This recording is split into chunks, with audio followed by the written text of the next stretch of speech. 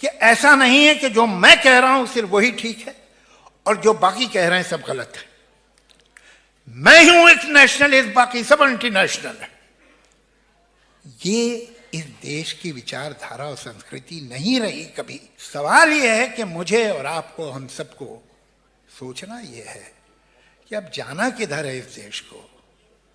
उधर जहां की हमें हजारों साल की परंपरा बुला रही है, या उधर जहां हम ठीक है बाकी सब गलत है। ये फैसला आपको करना है, मुझे करना है।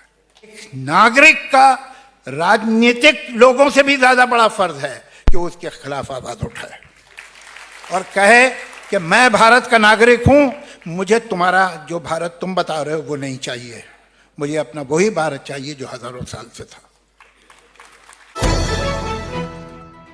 सबसे पहले तो ये कहना चाहूँगा कि मैं बहुत आभारी हूँगा अगर मेरे नाम से डॉक्टर निकालते, इसलिए कि मैं डॉक्टर से कहीं ज़्यादा पेशेंट हूँ।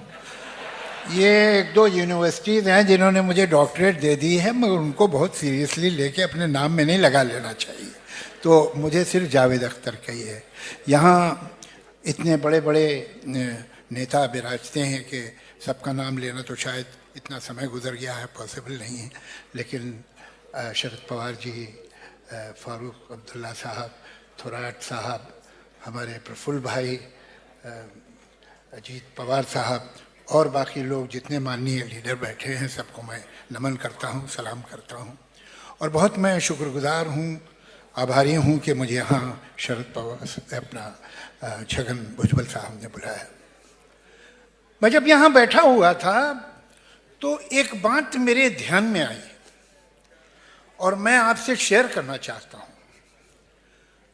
हिंदुस्तान में जनतंत्र है, डेमोक्रेसी है, कम से कम अभी तक तो है।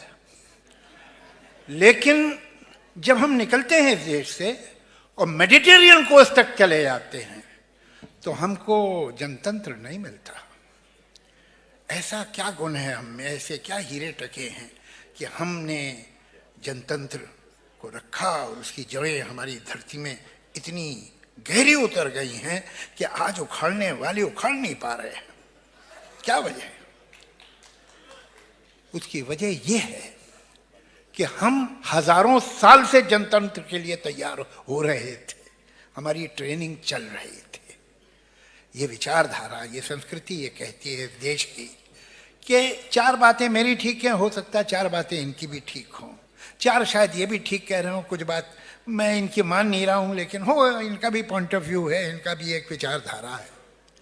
ये इस देश की परंपरा रही है और इसी बात से डेमोक्रेसी दुनिया में जिंदा रहती है कि ऐसा नहीं है कि जो मैं कह रहा हूं सिर्फ वही ठीक है और जो बाकी कह रहे हैं सब गलत है। मैं ही हूं एक नेशनलिस्ट, बाकी सब एंटी नेशनल है। ये इस देश की विचारधारा और संस्कृति नहीं रही कभी, इसलिए हमारे पास डेमोक्रेसी है। और जहां जहां ये हुआ है और जहां जहां ये विचारधारा है कि जो हम कह रहे हैं वो ठीक है और जो हम नहीं कह रहे हैं वो बिल्कुल गलत है, वो सही हो ही नहीं सकता, तो वहां जनतंत्र कैसे होगा? हिंदुस्तान की सोच हजारों साल से अलग रही है। आज आप इस स्टेज को गौर से देखिए, यहां 4-5 पॉलिटिकल पार्टी के लोग बैठे हैं। क्यों साथ बैठे हैं, कैसे साथ बैठे हैं? जाहिर है कि अलग अलग पार्टियां तो कहीं कुछ विचारधारा भी अलग होगी, लेकिन इनमें वही नम्रता है, इनमें वही ट्रेडिशनल हमारी संस्कृति की समझदारी है कि कुछ हम ठीक कह रहे हैं, कुछ ये भी ठीक कह रहे हैं। और इस विचारधारा ही को हिंदुस्तान कहते हैं।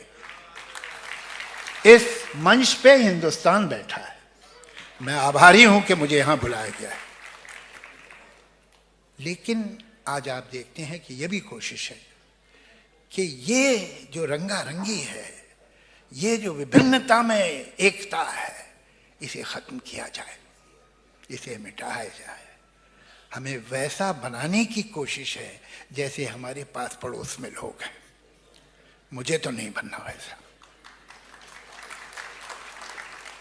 ये अभी हम लोग बात करते हैं ना, ये इलेक्शन है और वो इलेक्शन, नहीं नहीं नहीं नहीं, ये मामूली चीज़ है, इलेक्शन आते जाते रहते हैं। सवाल ये है कि मुझे और आपको, हम सबको सोचना ये है कि अब जाना किधर है इस देश को। उधर जहाँ की हमें हजारों साल की परंपरा बुला रही है, या उधर जहाँ हम ठीक है बाकी सब गलत है। ये फैसला आपको करना है, मुझे करना है। मैं सबसे पहले तो बधाई दूंगा छगन भुजबल साहब को उनकी 75वीं सालगिरह पे, और मैं काफ़ी इनसिक्योर हो रहा हूँ उन्हें देख के कि 75 साल की उम्र में इतने फिट दिखाई दे रहे हैं। मुझे भी अब कुछ योगा सीरियसली शुरू करना पड़ेगा। इनसे मेरी मुलाकात जब पहली बार हुई, वो किस्सा मैं आपको सुनाना बहुत ज़रूरी है। एक दिन, काफ़ी बरस पहले की बात है, मैंने एक अखबार में एक न्यूज़ देखी। उस ज़माने में नई नई तस्लीमा नसरीन, जिसने लज्जा लिखी थी बांग्लादेश में, वहाँ की जो हिंदू कम्युनिटी पे जो अत्याचार हो रहे थे उसके बारे में उसने एक नावल लिखी थी, लज्जा, और जिसकी वजह से वहाँ की जमात इस्लामी उनके ख़िलाफ़ हो गई थी और उसका खून करने के दर पे थे। तो वो हिंदुस्तान आ गई, कलकत्ता में थी। तो मैंने अखबार में एक छोटी सी न्यूज़ पढ़ी कि तस्लीमा नसरीन मुंबई आ रही है और एक सर्टेन ग्रुप है मुंबई में ही, एक सर्टेन पार्टी है जिसने कहा कि अगर उसने मुंबई में पैर रखा तो हम उसे जिंदा जला देंगे। मैंने कहा ये बात तो बड़ी गलत है कि हम ये सुन लें और चुप रहें। मैंने अपने एक दोस्त को कलकत्ता फ़ोन किया, पूछा कि मुझे किसी तरह से तो मिला नहीं था उससे, तस्लीमा नसरीन का फ़ोन नंबर मिल सकता है? मुझे मिला। मैंने तस्लीमा नसरीन को फ़ोन किया, मैंने अपना परिचय दिया, तो उसने कहा मैं आपका नाम सुना है, जानती हूँ आपको। तो मैंने कहा मुंबई कब आ रही हैं? कहीं मैं मुंबई आई नहीं रही। मैंने कहा आप नहीं आ रही होंगी, लेकिन अब तो आना पड़ेगा, इसलिए कि अब आप नहीं आई तो इस ग्रुप को लगेगा कि इसकी वजह से आप नहीं आई हैं, तो आप मुंबई आइए। तो अच्छा, कहने में आ जाऊंगी आप ऐसा कहते हैं। तो शाम को मुझे बुद्धदेव भट्टाचार्य साहब, जो कि डिप्टी चीफ मिनिस्टर थे वहाँ, उन्होंने फ़ोन किया कि भाई तुम उसे बुला रहे हो, उसकी सुरक्षा कैसे होगी वहाँ? मैंने कहा वो हो जाएगी, आप इसकी चिंता न कीजिए। मैंने ये फ़ोन रखा और छगन भुजबल साहब होम मिनिस्टर थे, उन्हें फ़ोन किया। मैं, सर इस लड़की को हमें बुलाना है मुंबई में, और मुंबई के किसी छुपे हुए कोने में जलसा नहीं करना है, हम वहाँ करेंगे जहाँ जिस एरिया को सेंसिटिव कहा जाता है, और हम बोलेंगे वहाँ खड़े। छगन भुजबल साहब ने कहा कि आपका जनतांत्रिक अधिकार है, डेमोक्रेटिक राइट है, आप उन्हें बुलाइए, हम आपको पूरा प्रोटेक्शन देंगे। तस्लीमा नसरीन आई, हम लोगों ने एयरपोर्ट में रिसीव किया उसे, उसका जलसा हमने किया सेंट्रल बॉम्बे में। और छगन भुजबल साहब का मैं आभारी हूँ कि कोई तकलीफ नहीं होने पाई।